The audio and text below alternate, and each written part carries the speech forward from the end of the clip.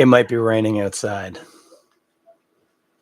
Nah, I got nothing. I was trying to come up with something sharp. Should really plan that sort of thing out before you go live. On a Monday night in Toronto with a delicious glass of beer. It can only mean one thing, friends.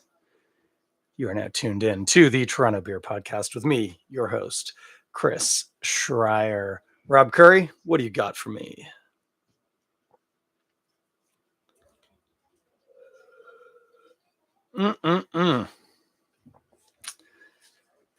Oh, it's going to be a good night tonight. Rob Currie and the Currie brothers taking us where they always do in the old theme song. That's Link Ray Gun. As always, look for the link in the description. Download that album. It's a cracker. Been real blessed to have that as our theme song all season. And this is episode 20 of season 8. It is the season finale. I feel like it should be a double length episode or something, but that is probably not going to happen.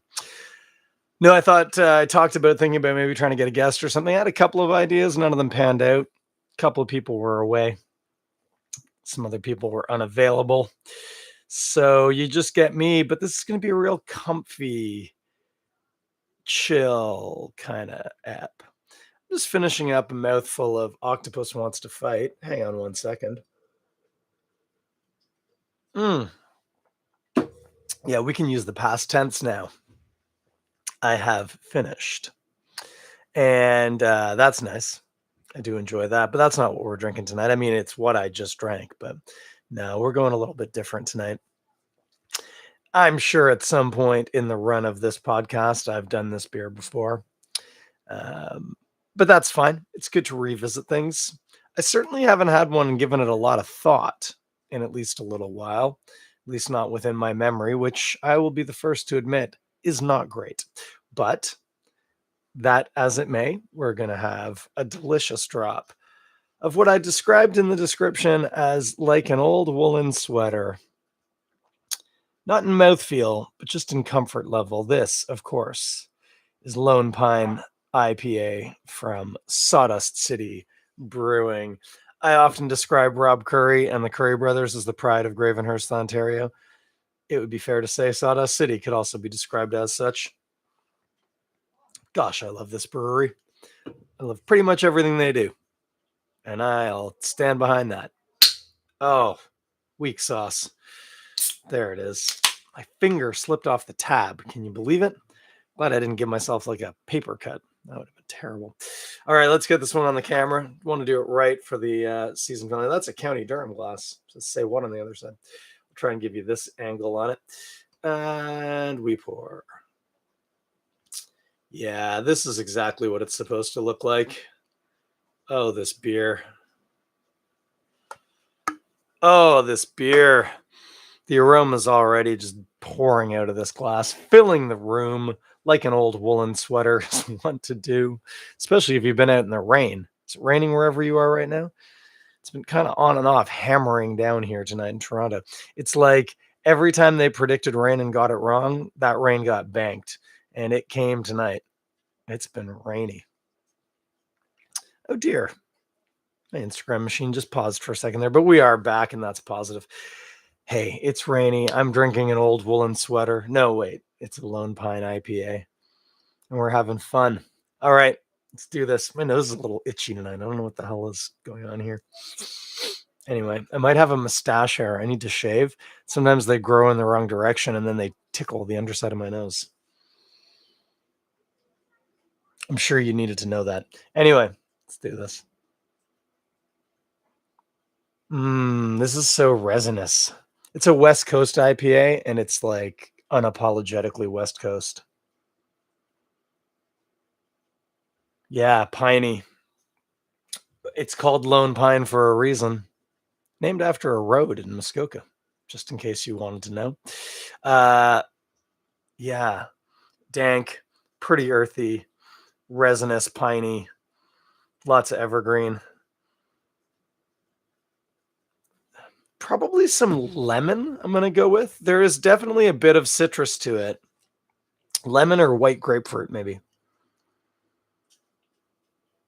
And actually, it might be just a little peachy. Like nothing on juicing, but like some peach in there. There's some stone fruit. Hmm. Yeah. I mean, oh, and there's definitely some maltiness, something that could even be touching a little crystally. That'd make sense. It's a West Coast. No yeast to speak of, but that makes sense. It's probably Cali ale. See, it's hazy, but it's I mean, you can see stuff through it. I can I can certainly read the labels on the backside of the glass and I can see through it. So it's not opaque. It's just hazy. Just a hazy IPA. Yeah, let's drink this. I've been waiting long enough. You've been waiting long enough. It's been 5 minutes and 50 seconds. Let's do this. Mm. So yeah, right away, dank, earthy, piney. Oh, so resinous and hoppy. Oh yeah. Oh, I could do this all day.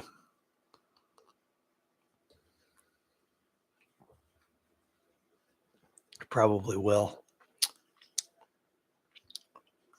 Yeah, bitingly astringent, less fruit notes on the palate for sure. It's very piney and very dank.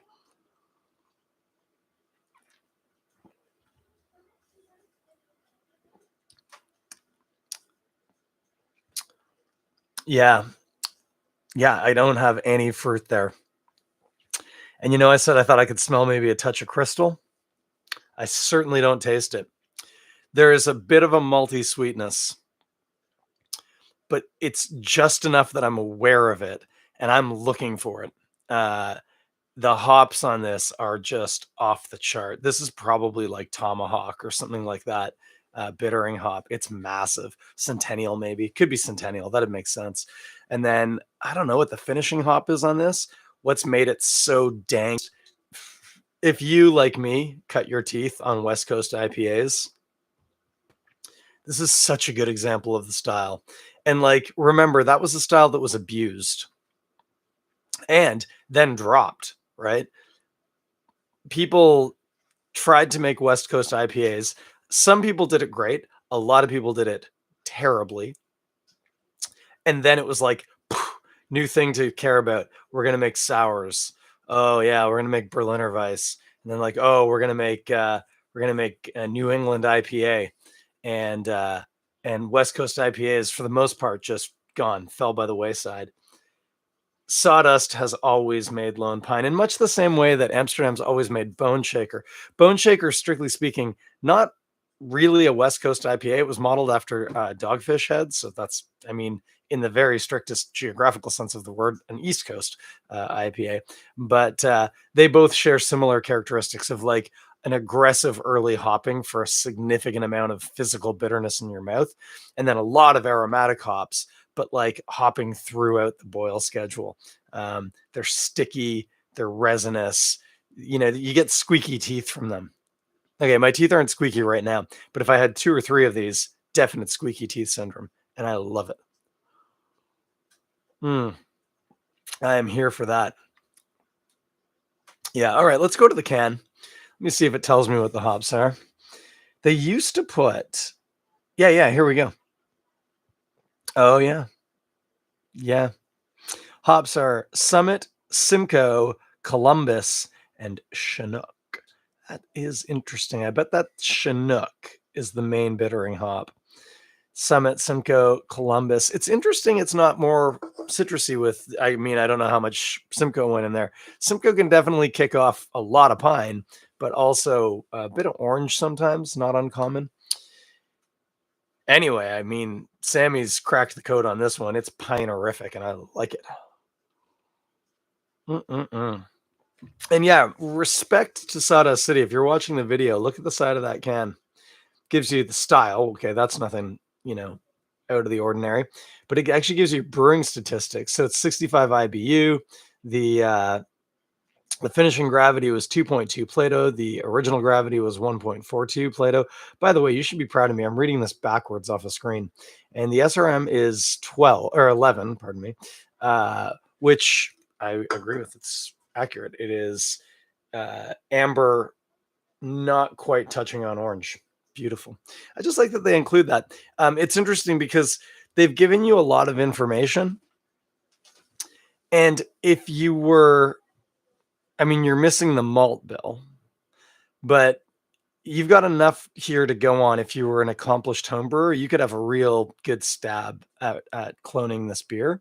And I mean, I guarantee you they know that. They're cool with that. Um, they haven't given you the recipe, but they've given you enough tips that I bet on if you're a good brewer on your first try, you'd get pretty close. And then you could just start tweaking numbers. But yeah, knowing what the IBU is, knowing what the gravities are, you're a significant step on the way there. Anyway, that is Sawdust City Lone Pine IPA, as noted, a beer I just wrap myself in like a Hudson's Bay blanket. Just delicious. This is one of those ones where when we talk about what we're going to eat with it, it's going to be something spicy. Lots of options. All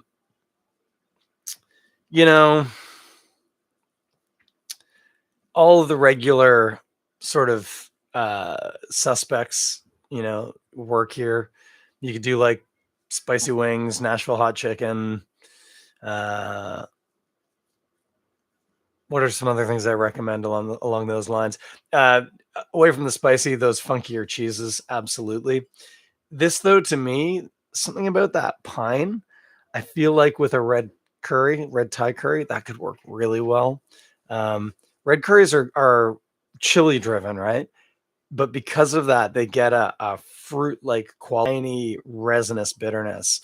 Those are just flavors that are not there in the curry, and I think they would mesh really well. And if it's a particularly hot red curry, which hopefully it is, for your sake, this is an IPA that can keep up with that. So I would be all over that. A lot of funky dankness to it. We'll tie in with it. The dank here is a different type of dank when we're thinking about it, but the two would work well together, I suspect. No, actually, I know. I'm not eating it right now, but I have, and it works well. So that's what you're going to have with that. You want to know why I chose this tonight? Because it is now August the 22nd. My gosh. I missed that somehow. August the 22nd. Where has the summer gone? This to me, not just because Sawdust is from Bracebridge or Gravenhurst, and I used to cottage near Gravenhurst. Not just because of that, but this to me is very much a summery beer. This is the kind of beer that, you got to be careful. It's 6.5%. Packs a bit of a wallop, but I know most people think about summer. They want like refreshing lagers stuff. It's great swinging in a hammock. It's fantastic at night by a campfire where it's like in August. It's kind of colder at night. You might need to wear that woolen sweater that I alluded to. But this is a beer that just it just feels comfortable. It feels like summer to me. Strumming on a guitar, probably singing tragically hip songs. It's just perfect. It's just this is a summer beer to me, and we're in the dregs now of summer. Although I always point out the best part of summer is after the kids go back to school. September is a great time of year for summer, I think. But yeah, I'm obviously I've said this and just to reiterate, this is the last episode of this season. I'll be back, but I'm going to take 2 Mondays off. Next Monday I'm off on holiday. The following Monday is Labor Day, and then we are back into school time or whatever. And so for me, this is like the summer closer. This is what I want to be drinking around the campfire or sitting down on the beach, looking at the stars, listening to the waves lapping. Yeah, this is the beer that I want for that. And That's why I did it tonight. It's fantastic. Incidentally, do you want to know where you can get it? Like everywhere. That's another nice thing about Sawdust. Fantastic. Literally, it's one of my favorite breweries to go to. Even when I know that I go in and I'm not going to know anybody there, it's like a Sunday. None of the staff I know are going to be there. Just to go in, see what's on tap, see what's in the fridge. It's a beautiful space. It's just great. I love it. But yeah, get it at the brewery if you're there. But if not, LCBO, beer store, grocery store, it's everywhere. Order on the internet. Like, it's a very accessible beer. I love it. And very attractive rebrand. They rebranded all the cans a while back, maybe a year ago. I used to like that black sort of, I don't know how to describe it, but kind of Johnny Cashy kind of logo or label. But this new design, it's great. It hints a little bit at Group of Seven to me, although it's clearly a print, which I appreciate. So might be a cut. I'm not sure. It's beautiful. Anyway, pick it up anywhere you buy beer. They should have this one, and get a lot. You won't be sorry, unless you don't like West Coast IPAs, in which case you're going to hate it. But if you like delicious things, including West Coast IPAs, you could do a lot worse than having this one. Highly, highly endorse. I'll let you know when we're transitioning to rugby if you want to tap out. I won't blame you.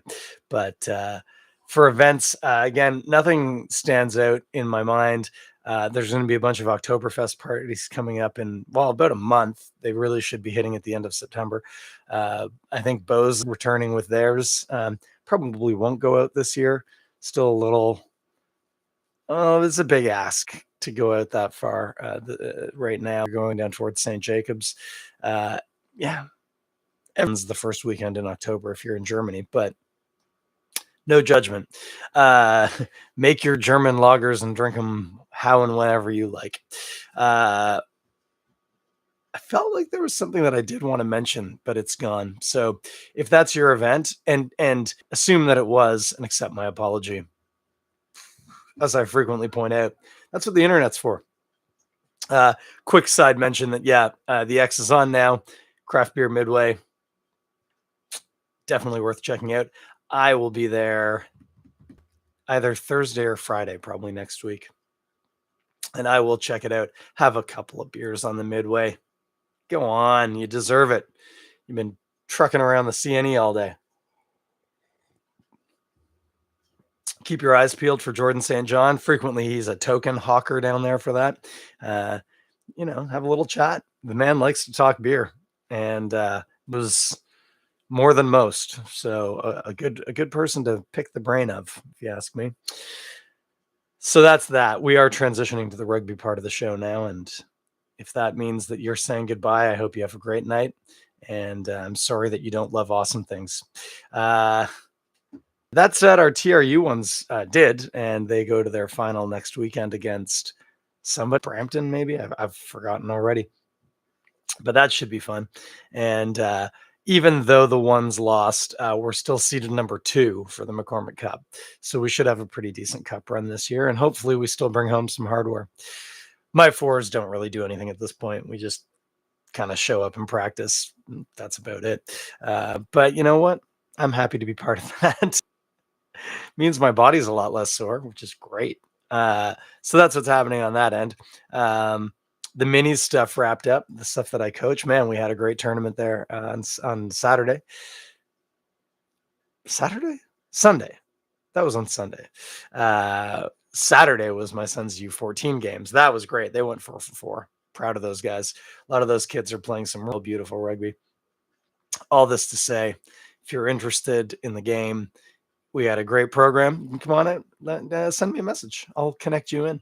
Right from 4-year-olds up to, there are guys older than me on the seniors team, and I'm not young. I will be the tender age of 42 come October. So definitely space for anybody to take part. So if you're interested, feel free to hit me up.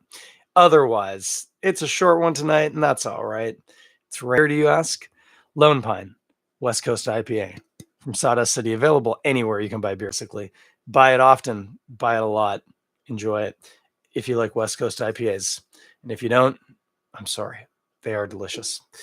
And in a world of New England IPAs, a West Coast IPA is like beautiful, just beautiful. Oh, I just got a text from a friend of the pod, Jay Lake.